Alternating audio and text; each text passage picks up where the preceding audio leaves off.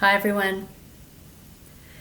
So sometimes what we think we see can be so very different to what's actually going on. And I know that as a concept, that seems to be pretty logical, right? But I think what happens is, particularly when we are caught up in our own story and our emotional reactions and the feelings that arise in an instant attached to our own stories, that we can often project a particular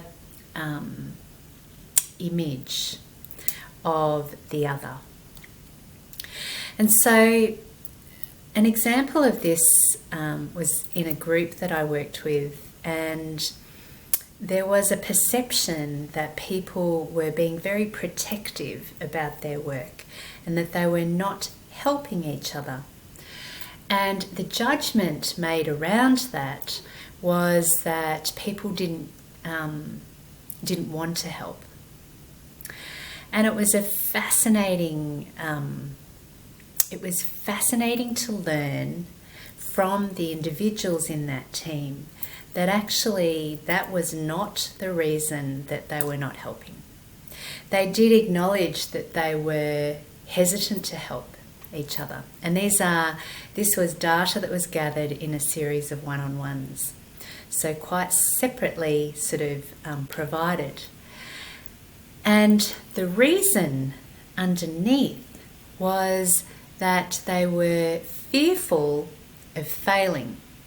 They were fearful of making a mistake. And their shared lived experiences of what happened in that system when that occurred, or when it was seen, observed as, as a failure, that was what scared them. And so even though they had individual willingness to help, there was a hesitancy and they were not stepping into that. And so it's really fascinating to sometimes just take a pause and allow for the human story to emerge beyond what the judgments may be of what we think we see.